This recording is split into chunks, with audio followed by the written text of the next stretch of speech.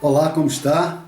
Forte e grande abraço para você que veio hoje junto comigo meditar sobre esta meditação que nós temos feito sobre o termo que o Senhor Jesus afirmou dizendo que eu sou, e hoje nós vamos ler em João capítulo 11 no versículo 25, quando o Senhor Jesus diz que Ele é a ressurreição e a vida. Vamos ler. Eu sou a ressurreição e a vida. Quem crê em mim, ainda que morra, viverá. E todo que vive e crê em mim, não morrerá eternamente. Crês isto? Aqui o Senhor Jesus, quando fala tal afirmação, ele está falando com Marta. E qual é o quadro, qual é o acontecimento para que ele pronuncie tal afirmação? Aqui é uma família no qual as Escrituras relatam Marta, Maria e Lázaro, e era uma família muito amada pelo Senhor Jesus. E aquele amigo Lázaro, irmão de Marta e Maria, ficando doente, e o Senhor Jesus não estando ali, eles foram-lhe transmitir a notícia. E o Senhor Jesus decide, em vez de vir logo, demorar mais um pouco. E a meio dessa demora, ele mesmo, depois de saber dessa notícia, olha para os seus discípulos e diz assim no versículo 11 deste capítulo 11: Nosso amigo Lázaro adormeceu, mas vou despertá-lo. Então veja, vem dizer que o amigo está doente para vir. E ele decide demorar mais um pouco. Depois, no meio dessa demora, ele diz que ele adormeceu, mas queria despertá-lo. Ou seja, Jesus não fala aqui em morte. Ele mesmo diz que aquela doença, aquele problema não é para a morte, e sim para a vida, para Deus ser glorificado. Ora, quando o Senhor Jesus chega, já vão com 4 dias. E a Marta, como sempre, muito agitada, correndo até o Senhor Jesus, diz-lhe assim, versículo 21, Senhor, se estiveras aqui, não teria morrido meu irmão? Aí então é quando o Senhor Jesus lhe dá a afirmação que nós lemos no início, que eu torno a ler. Eu sou a ressurreição e a vida. Quem crê em mim, ainda que morra, viverá. E todo o que vive e crê em mim, não morrerá eternamente. Crês isto? Agora nós vemos aqui o seguinte, amigo, amiga, ele não diz, o Senhor Jesus, primeiro a sua vida e a ressurreição. Não, ele diz primeiro a sua ressurreição e depois a vida.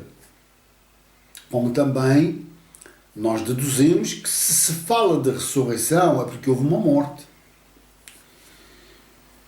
E o Senhor Jesus, no versículo anterior àquele que nós lemos no início, lá no 24, diz assim, em verdade vos digo, se o grão de trigo que ainda na terra não morrer, fica ele só.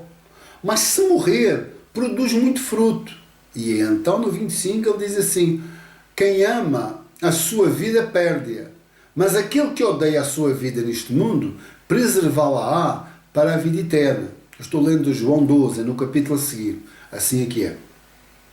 Você veja que se o grão de trigo que ainda na terra não morrer, fica ele só. Aqui ele está falando de morte. E estava falando de si mesmo. Que nós já vamos mergulhar sobre essa situação. Mas, se morrer, produz muito fruto. E aí ele fala da vida. Vida. Ama a sua vida. Perde-a. Mas aquele que odeia a sua vida neste mundo, preservá-la-á para a eternidade.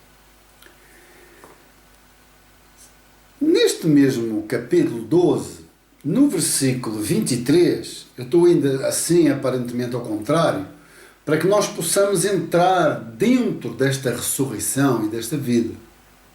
Versículo 23, veja, de João 12, respondeu-lhe Jesus, é chegada a hora de ser glorificado o Filho do Homem.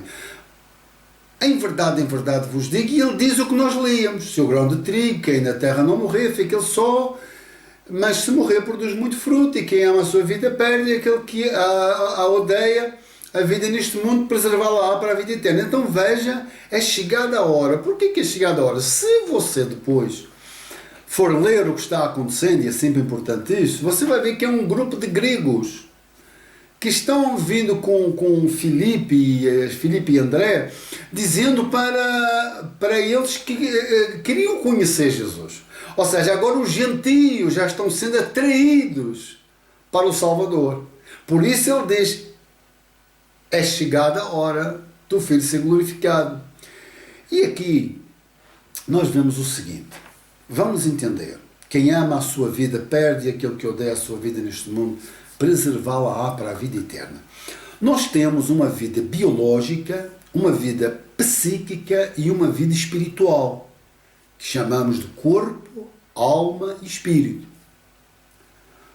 Ora, Jesus, ele está falando aqui na perspectiva eterna, e não somente que ele viesse à antiga vida. Agora refiro-me a Lázaro. O Lázaro, ele morre. O Senhor Jesus Cristo chega ali, como a Marta disse, se estiveres aqui, nada disto tinha acontecido. E Jesus diz que Ele é a ressurreição e a vida. E depois, se continuarmos, Ele manda tirar a pedra. Mas ela diz não, que já cheira mal, porque é de 4 dias. Aí o Senhor Jesus até chora, que até é criticado à conta disso. E depois Ele diz, Lázaro vem para fora. Ora, Ele não está querendo que Lázaro apenas viesse para a antiga vida. O Senhor Jesus aqui não está apenas focando a vida biológica e psíquica, mas uma espiritual no sentido eterno. E porquê? Porque veja bem, a nossa vida, esta época agora tem esse vírus, o coronavírus, não é verdade? Mas nós nascemos com um vírus, toda a humanidade já nasceu com um vírus, que só quem tem a cura é Jesus, que é o vírus da morte. Todos nós vamos ter que enfrentar esse peso, dessa carga que era um terror para a humanidade. E que se o Senhor Jesus não ressuscitasse da minha, da sua e da nossa morte, não nos podia dar a vida, que agora começa a fazer sentido. Que vida? Vida eterna. Hebreus 2,14, leia comigo, para vermos quem tinha o poder da morte, que o Senhor Jesus vai triunfar sobre ela. Diz assim, visto pois que os filhos têm participação comum da carne e sangue, destes também ele, o Senhor Jesus, igualmente participou para que, por sua morte, destruísse quem? Aquele que tem o poder da morte, a saber, o diabo, e livrasse todos que, pelo pavor da morte, estavam sujeitos à escravidão por toda a vida. E o Paulo, o Espírito Santo, através do apóstolo Paulo, vem e dá um grito de vitória sobre este acontecimento, dizendo assim, em 1 Coríntios 15, 54, tragada foi a morte pela vitória. Onde está, ó morte, a tua vitória? Onde está, ó morte, o teu aguilhão? O aguilhão da morte é o pecado e a força do pecado é a lei. Aí no versículo 57 é tão claro, graças a Deus, que nos dá a vitória por intermédio de nosso Senhor Jesus Cristo. Como é que ele dizia? Veja como agora faz sentido. Veja bem, eu sou a ressurreição e a vida. E agora veja, quem crê em mim, ainda que morra, viverá. Eu estou crendo, você está crendo. Vamos ter que enfrentar essa morte. Então, mas vamos viver. E tudo o que vive e crê em mim não morrerá. Crês nisto eternamente, ou seja, crês isto nesta eternidade. E é aqui que este acontecimento se deu, ou seja, o Senhor Jesus ele tinha que provar todos os efeitos da minha, da sua, da nossa morte. Para ele nos apresentar a eternidade, ele tinha que assumir a minha e a sua morte. Para ele plantar em mim e em si a vida eterna. Eu sou a ressurreição e a vida. Logo, se pressupõe que a vida biológica, ela tinha que morrer para alcançarmos a verdadeira vida. Jesus, ele apresenta-nos aqui uma vida que não tem fim. A eternidade.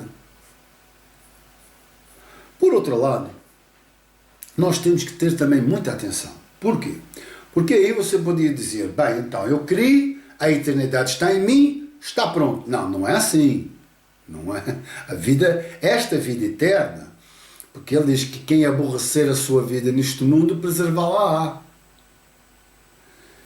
Veja bem, antes de nós agora orarmos sobre esta ressurreição, sobre esta vida eterna, o que diz lá em Colossenses 3,5, é um bocadinho extenso, mas é a minha, a sua, a nossa responsabilidade. Vamos ler.